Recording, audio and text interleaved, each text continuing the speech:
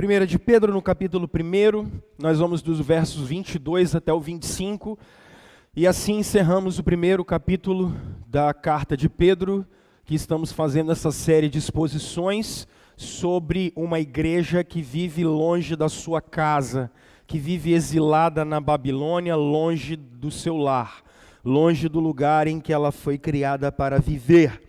No verso 22, o apóstolo de Jesus diz o seguinte: agora que vocês purificaram a sua vida pela obediência à verdade, visando ao amor fraternal e sincero, amem sinceramente uns aos outros e de todo o coração.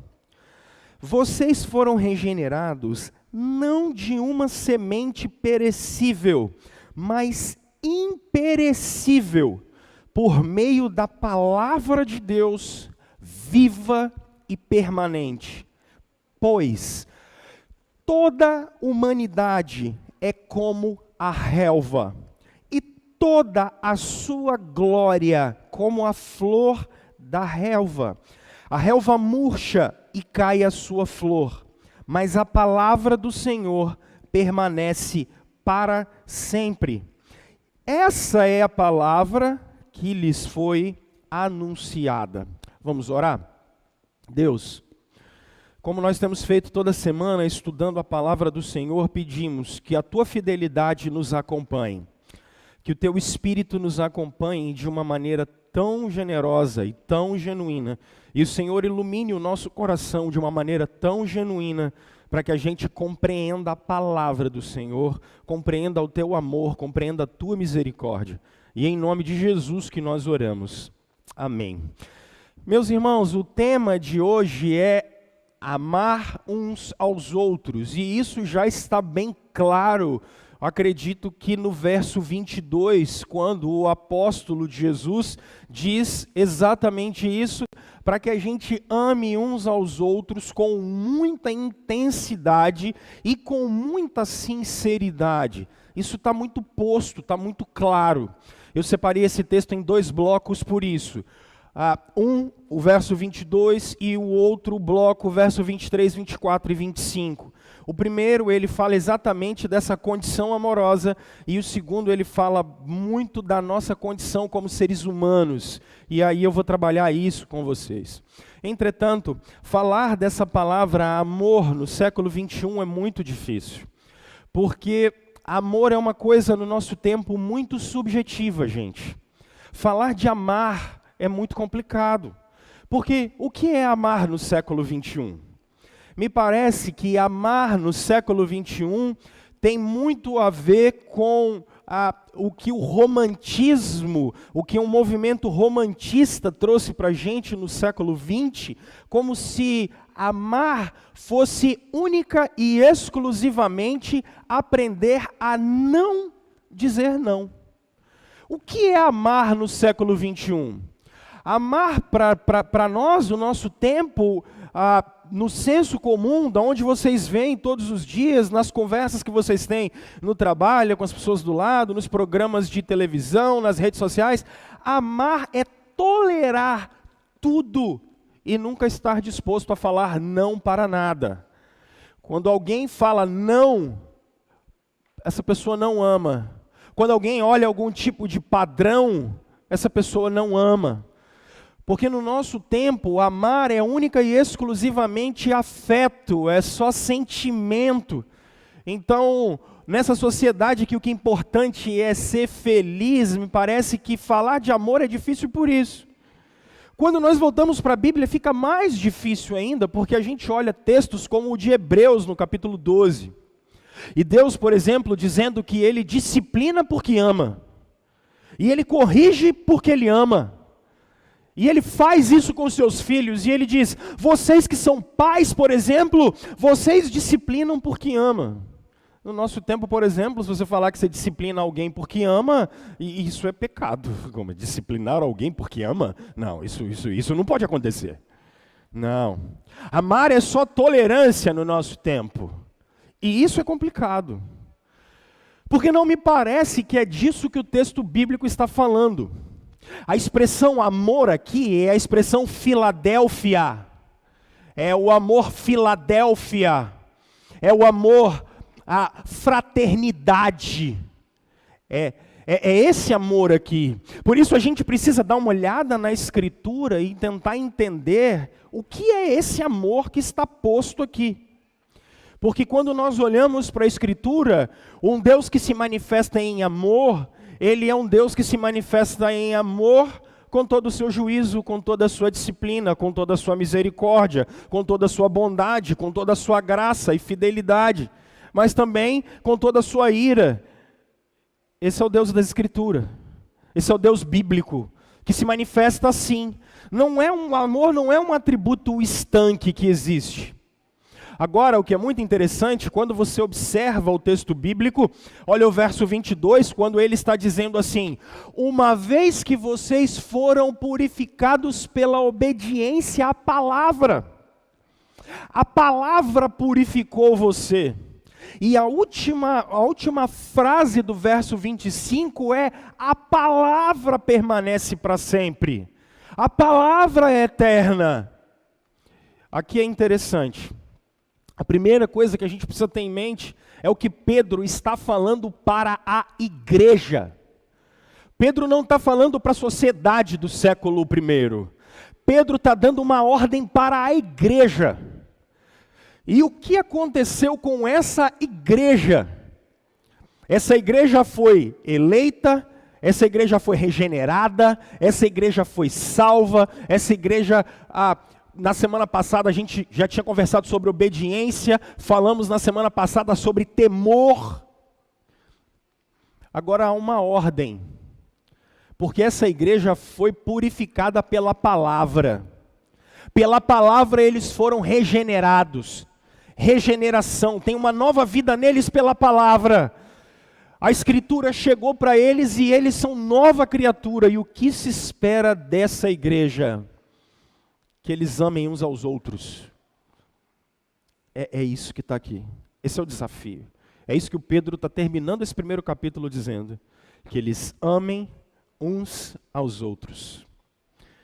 Então, pessoal, acho que em primeiro lugar, uma primeira lição desse texto é que amar uns aos outros significa exercer um amor fraternal, fraternidade, confraria, estarmos juntos. Pedro está dizendo para a comunidade do primeiro século exercer essa fraternidade, amar uns aos outros. Agora, gente, uma coisa que eu vou gastar a maior parte do meu tempo nesse argumento, uma coisa que a igreja de Jesus não entendeu no século 21, e eu preciso que você anote isso, por favor. A igreja não entendeu que unidade não é uniformidade. Pelo amor de Deus.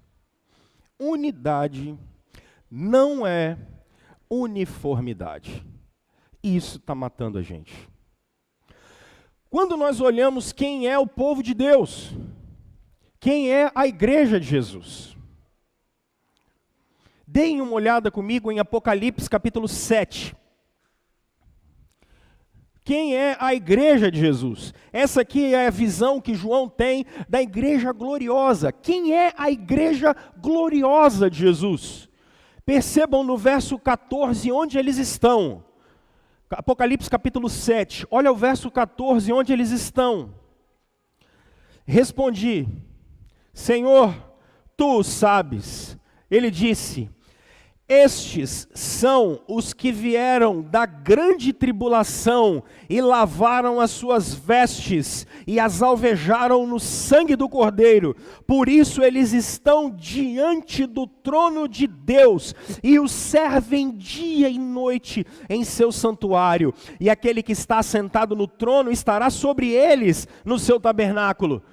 O João está vendo aqueles que foram salvos por Jesus em volta do trono de Deus. E quem são esses que estão em volta do trono de Deus? o verso 9 nos diz: depois disso, olhei diante de mim, estava uma grande multidão, que ninguém podia contar, de todas as nações, de todas as tribos, de todos os povos, todas as línguas, em pé, diante do trono do Cordeiro, com vestes brancas e segurando palmas. Unidade, meus irmãos, não é a mesma coisa que uniformidade. Uniforme, não tem quando você vai numa escola, ou o seu filho foi para a escola, e o que você compra para ele? O uniforme. E quando você olha, os meninos estão todos uniformizados. A bermuda é a mesma coisa da blusa. Não é assim com a igreja. Tem gente de todo tipo.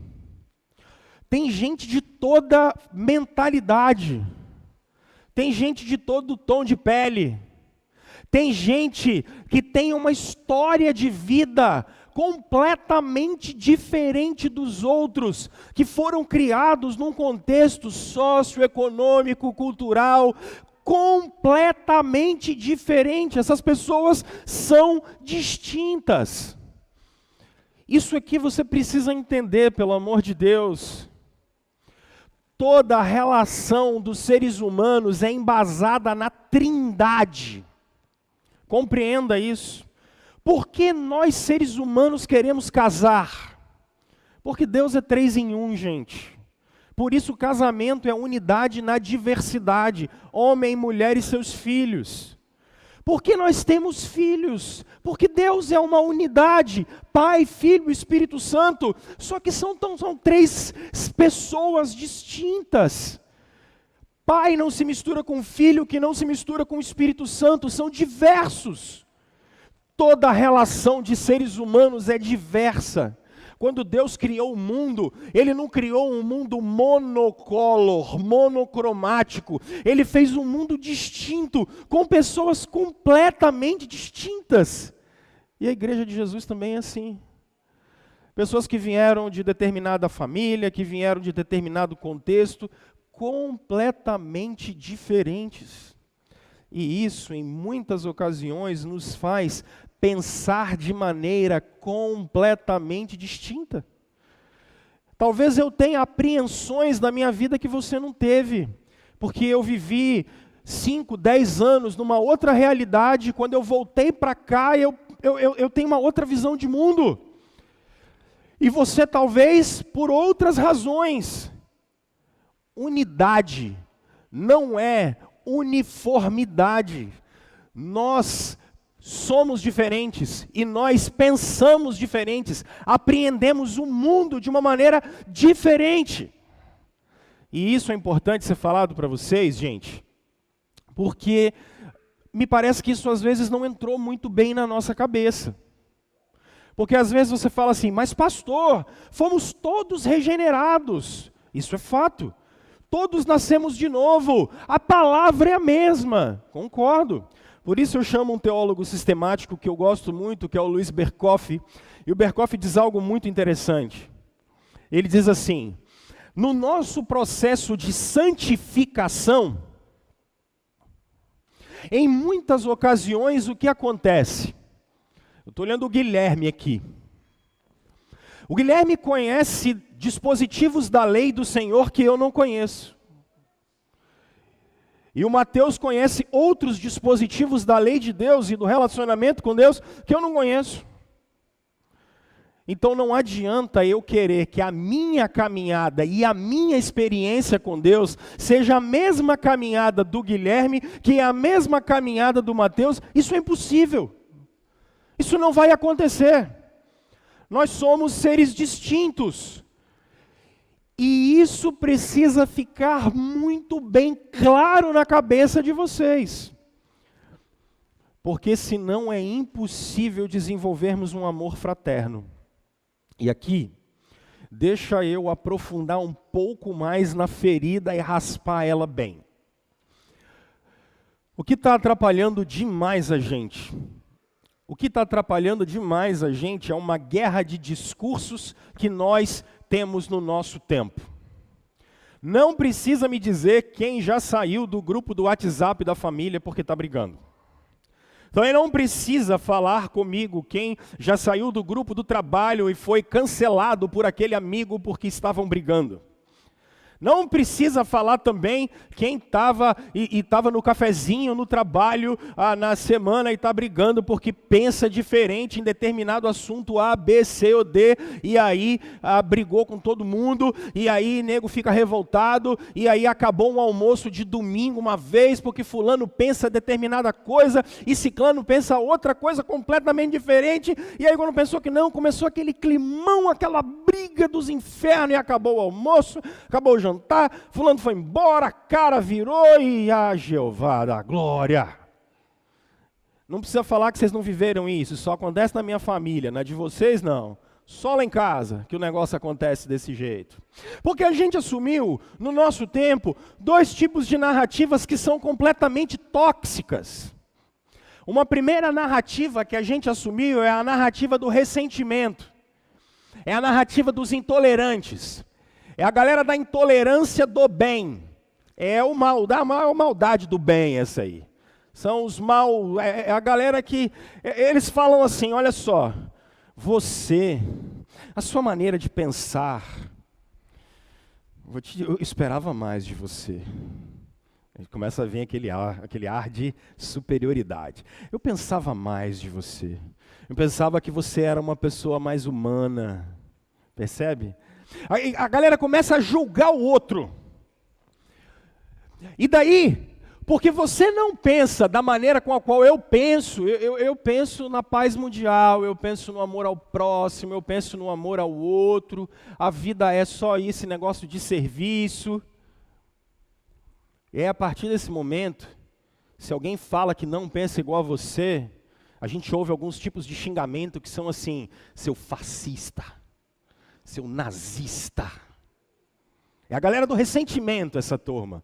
Eles são os mais humanos de todos os seres humanos e quem não pensa como eles, está morto. É cancelado. Porque só eles conseguem pensar no amor ao próximo. E se alguém não pensa segundo a cartilha dessa rapaziada, você está morto. Você é cancelado por eles.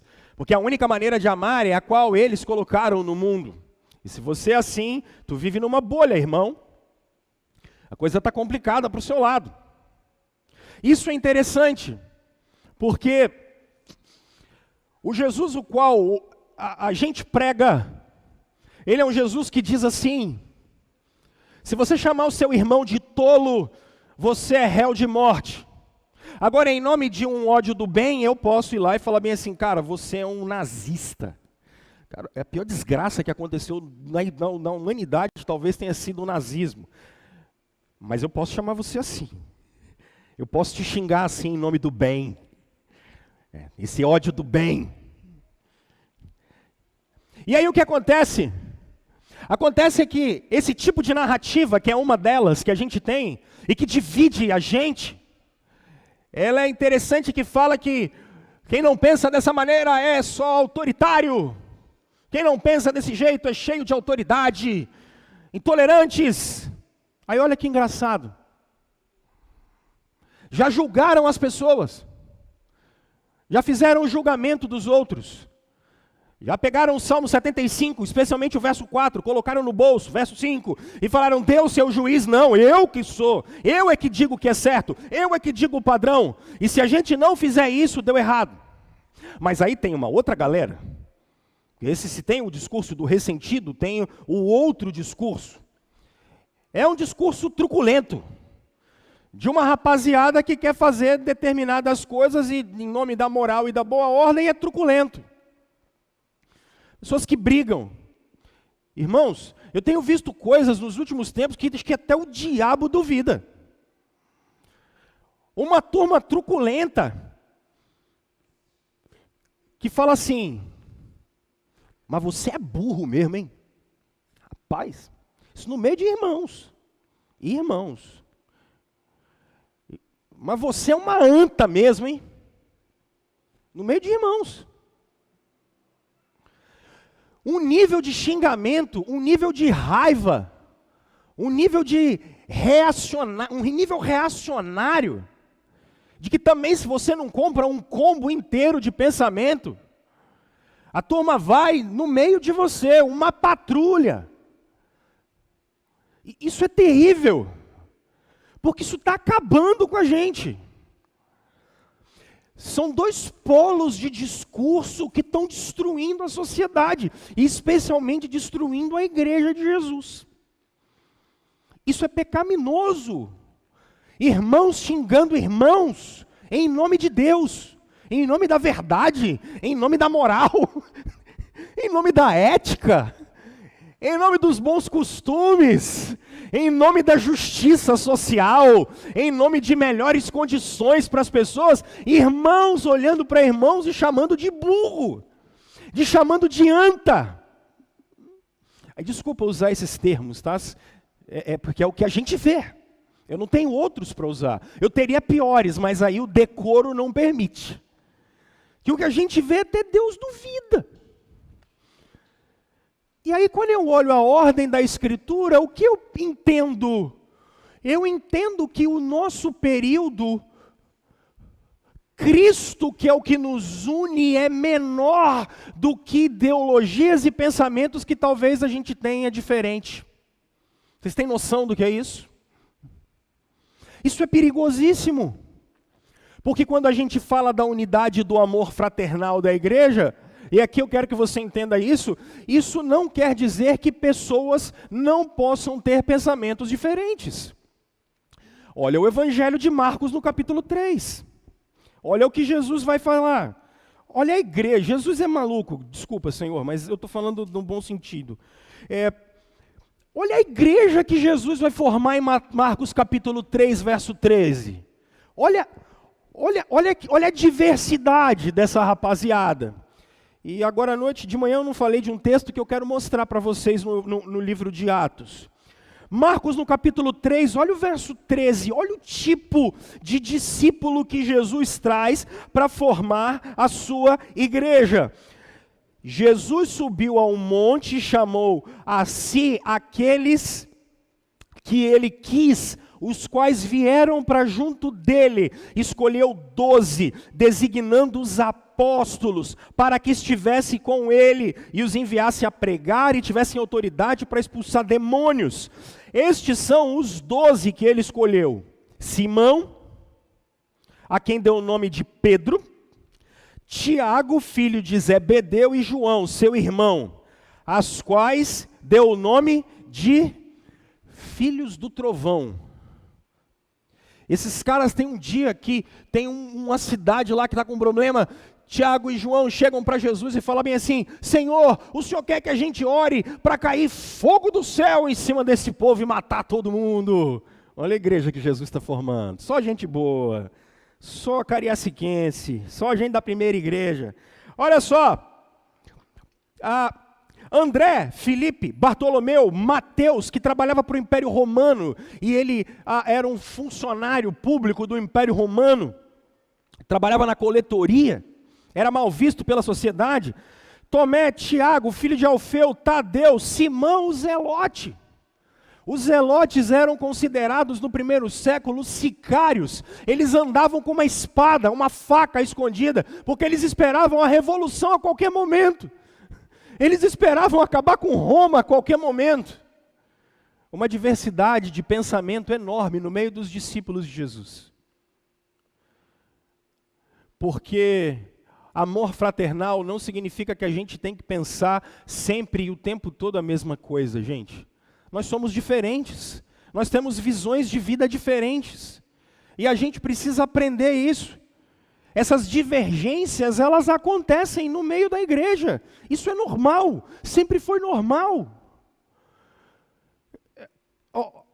Agora, percebam a diversidade no meio da igreja, em Atos, no capítulo 13, esse texto eu não usei pela manhã. Olha Atos capítulo 13, olha essa diversidade. Atos capítulo 13, olha o que o texto bíblico diz, o Espírito Santo é incrível.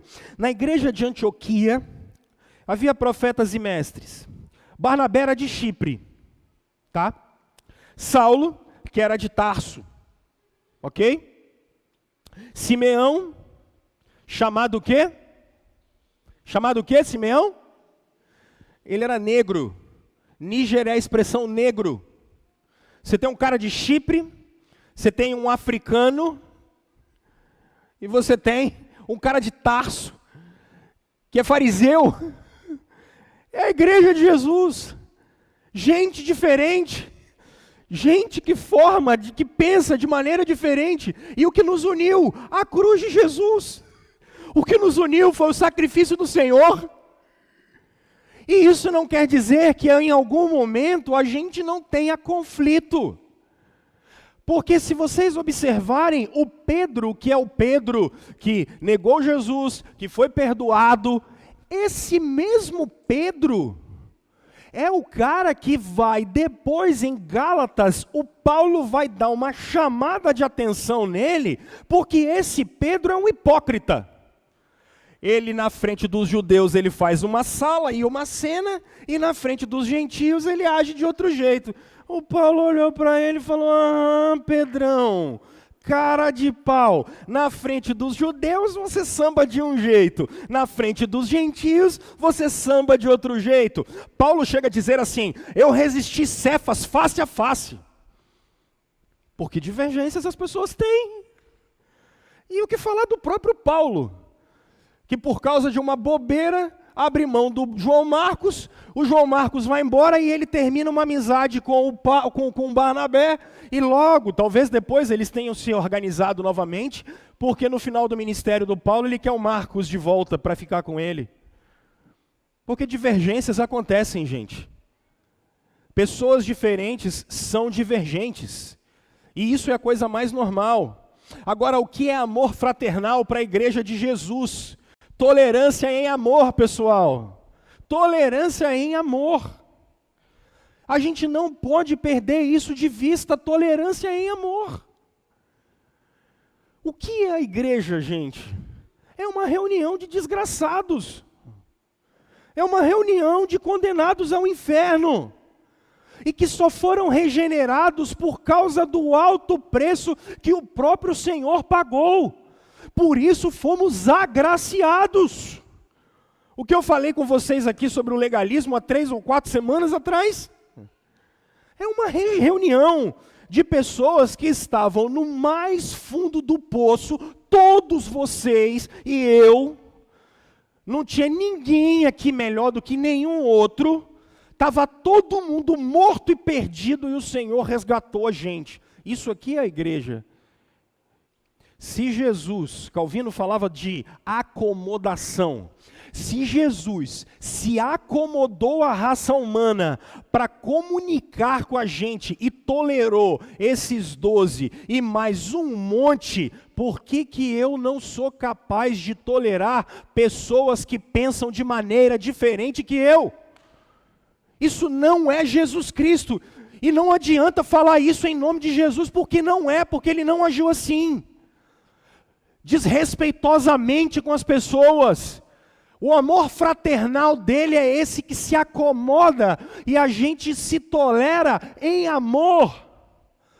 É essa mutualidade, gente. Mas a gente vai mais. Esse amor é um amor de ajuda e serviço uns aos outros. Isso é amor fraternal. Não é só a gente tolerar uns aos outros em amor, mas é esse serviço ao outro. Olha que coisa interessante, meus irmãos. Olha o que o Paulo fala em Gálatas no capítulo 6, no verso 10. Olha que incrível. Gálatas 6, 10. Um pouquinho antes de Pedro, Gálatas 6, 10, o texto bíblico diz assim: portanto, enquanto temos oportunidade, façamos o bem.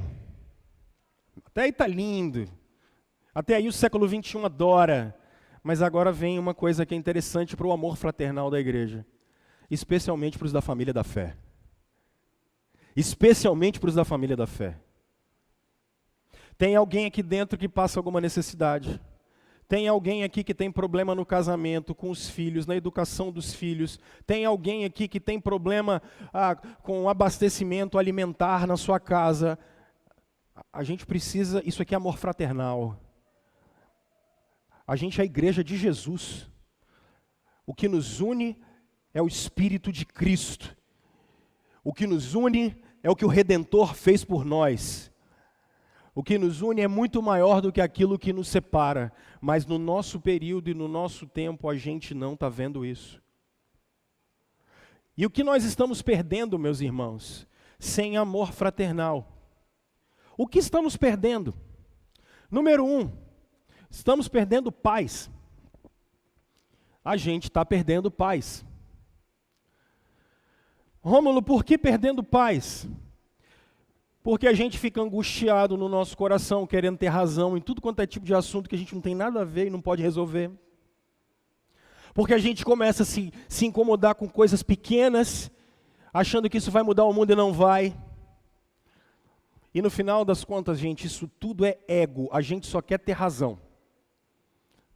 Pessoas inteiramente, absurdamente cheias de ódio no seu coração, e muitas em nome de Jesus. Uma turma em nome de Deus. Jesus não tem nada a ver com isso. Nada a ver com isso. Absolutamente nada a ver com isso. Mas a gente está perdendo uma outra coisa. Uns aos outros. Estamos perdendo uns aos outros. O que o cristianismo tem de efeito, o que o evangelho, o que a boa notícia tem de efeito maravilhoso, que é algo que eu tenho dividido com vocês semanalmente.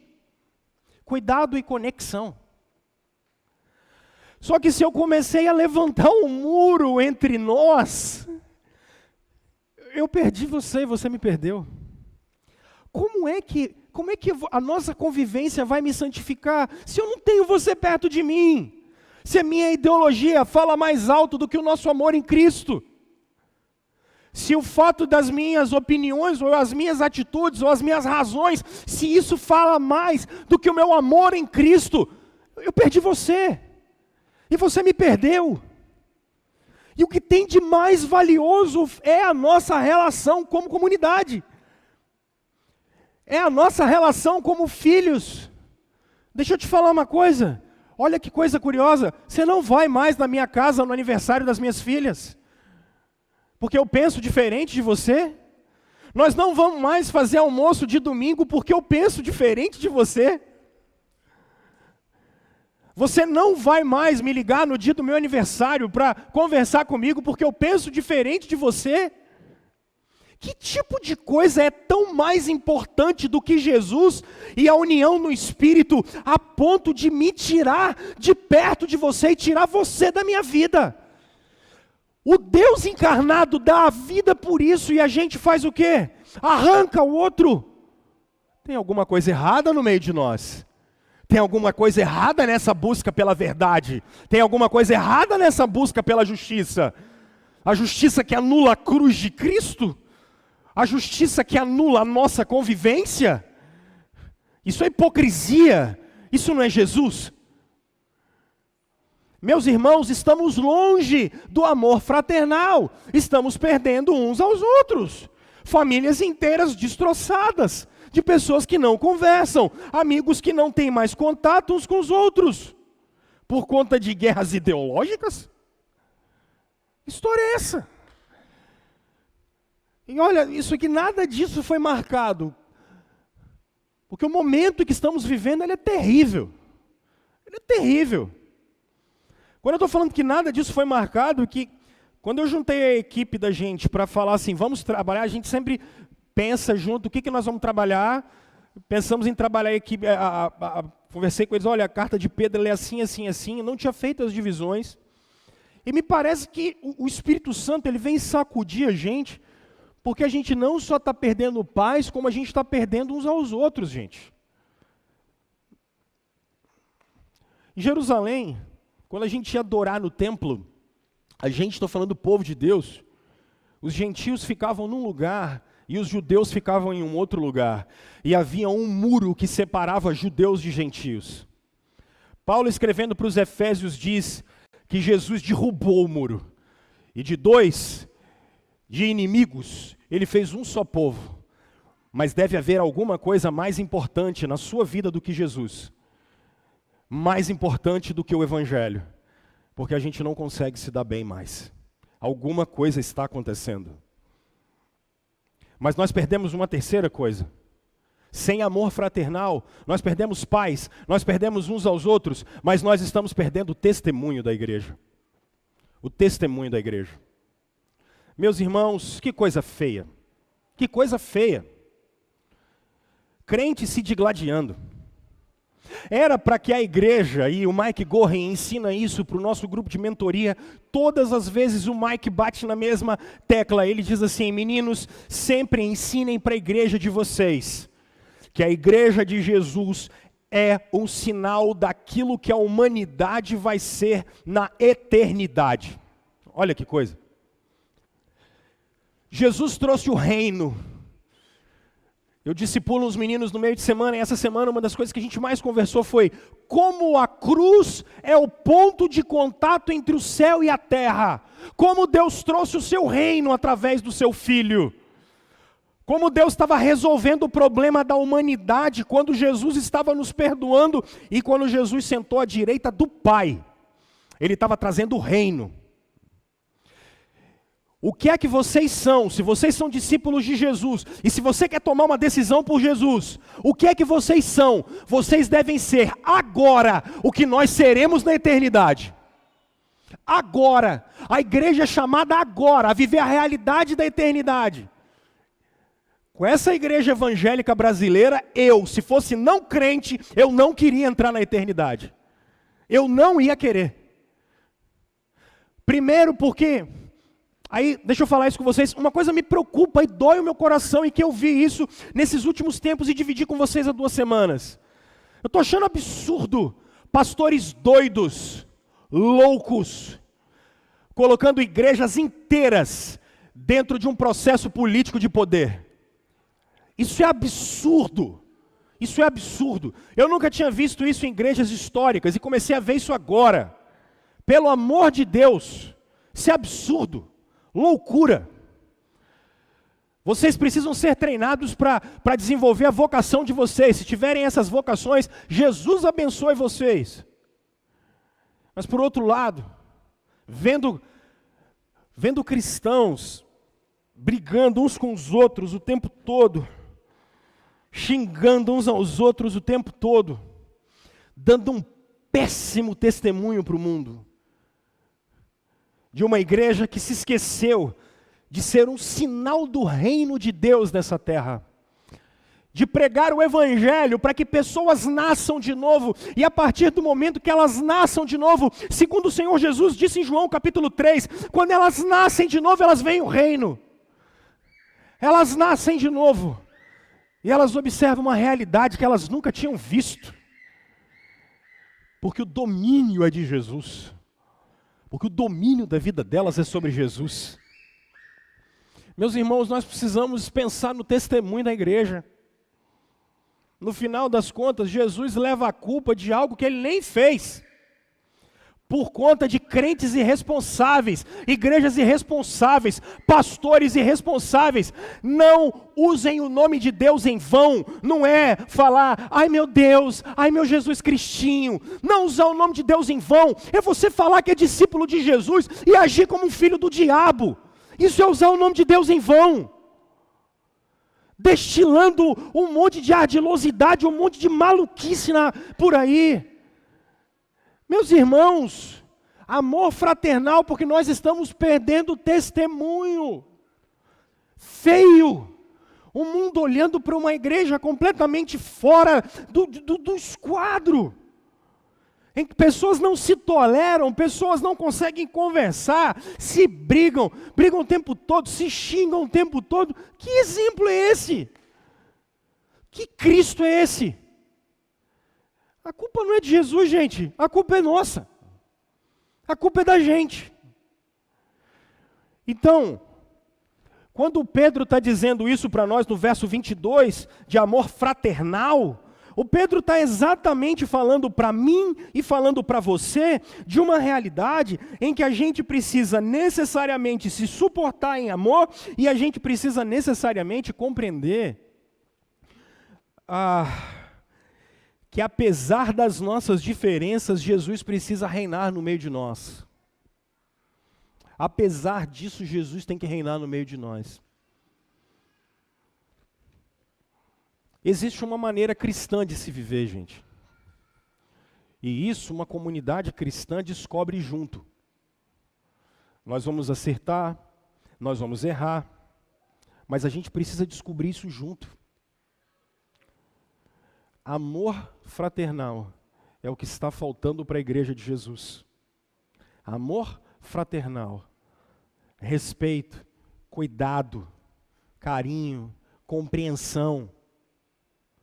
Às vezes exortação, encorajamento, às vezes puxão de orelha.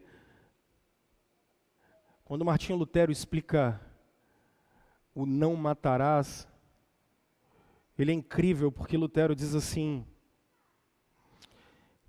gente, quando vocês olharem o seu irmão, antes de qualquer coisa, tente interpretar tudo da melhor maneira. Para que você não mate, não assassine o seu irmão, interprete tudo da melhor maneira. Não é assim que a gente vive. Amor fraternal, pessoal. Amor fraternal. Precisamos de amor fraterno. Aí, os versos 23, 24 e 25 vão nos chamar a atenção para uma segunda realidade. Nesse eu vou ser mais sucinto. Vocês foram regenerados, não de uma semente perecível, mas imperecível, por meio da palavra de Deus, viva e permanente. Olha a última expressão do verso 25 agora. Essa é a palavra que lhes foi anunciada. Olha o verso 25. A palavra permanece para sempre. Olha que coisa legal aqui agora. A palavra de Deus regenera. No Gênesis capítulo 1, Deus disse: haja luz, haja. E Gênesis, e criou. Deus olhou para mim e falou bem assim: haja um novo Rômulo. Quando ele viu Jesus, o Espírito entrou dentro de mim e ele disse: haja um novo Rômulo, haja um novo Mateus, haja um novo Guilherme. É essa palavra que dura para sempre, é essa palavra que não acaba. É essa palavra que é eterna, é a palavra de Deus. Quando Ele nos deu uma nova natureza, é uma natureza que não morre, ela não acaba. A natureza divina que foi imposta dentro de nós, a nova criação, ela não acaba mais. Ao contrário, olha o que ele diz no verso 24, o que acontece com a relva. Primeiro, ele começa dizendo que toda a humanidade, a palavra humanidade é a palavra sarx, que significa carne. Toda carne perece e morre. Toda a glória dos homens, ela é como a relva e vai embora. A melhor ilustração que eu queria trazer para vocês disso é que se por um lado a gente precisa amar uns aos outros com um amor fraternal, eu quero que vocês entendam como não vale a pena a glória dos homens. Esses são os dois blocos. E para ilustrar isso, eu trago, nessa semana a gente perdeu talvez o grande artista do futebol da década de 80.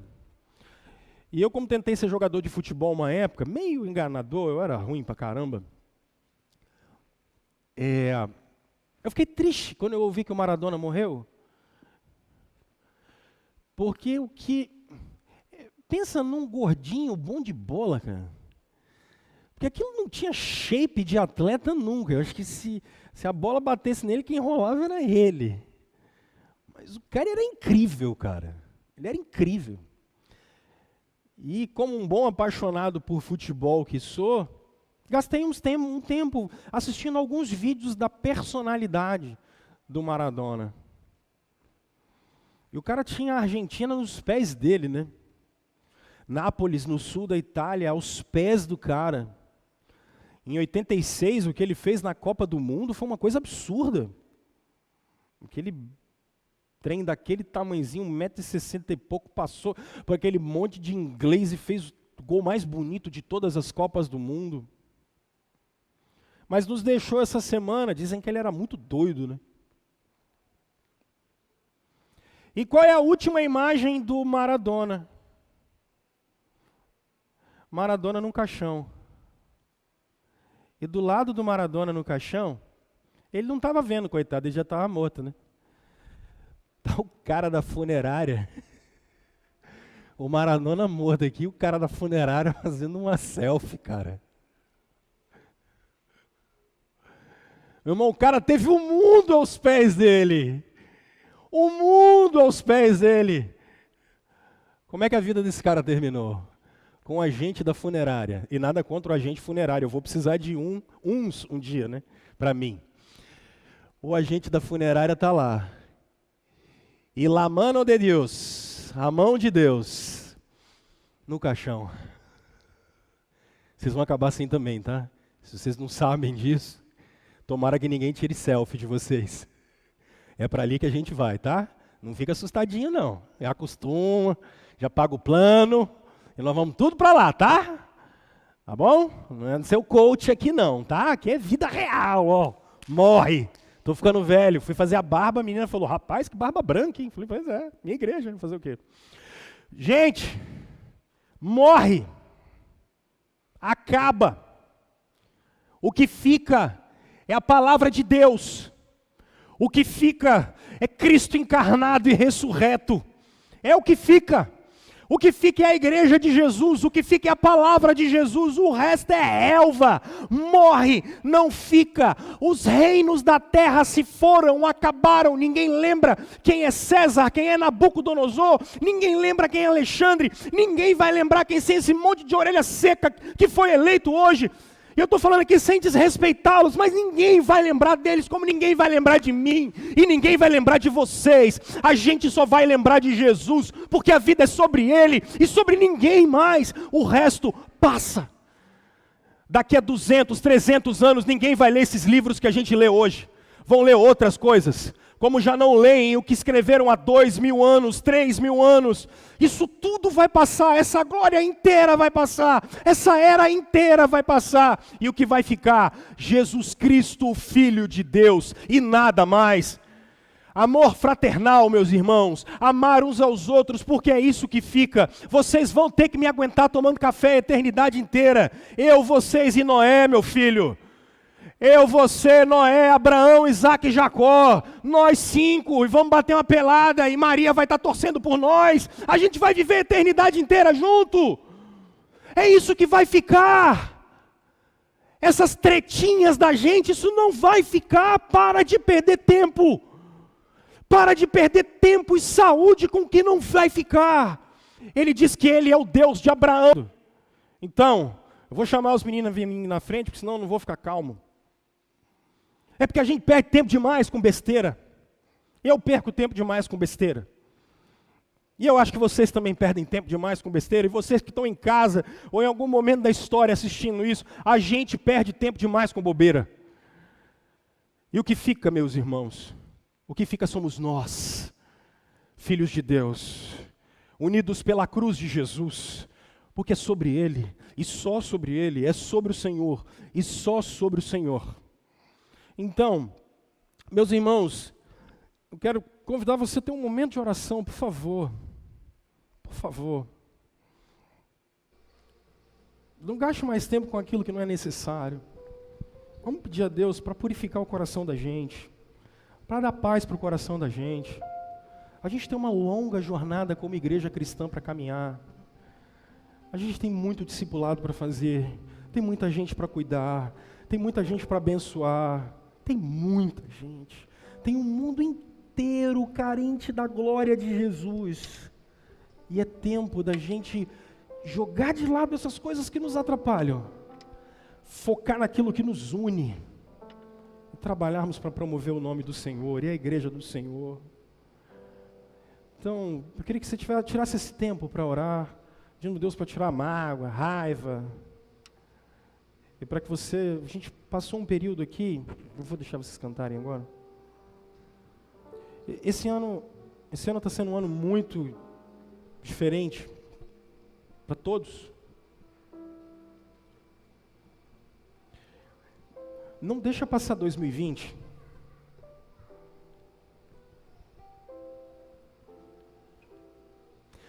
Sem você rever essa postura de relacionamento com pessoas. Acho que tudo de 2020, dentre tantas coisas legais que a gente está podendo aprender, é que pessoas são muito mais importantes do que qualquer outra coisa. Amor fraternal, igreja, comunidade da fé, irmãos, unidos pela cruz de Jesus, unidos pelo sangue de Jesus. É sobre isso, gente. É sobre isso. É sobre o Senhor e sobre nós, o seu corpo.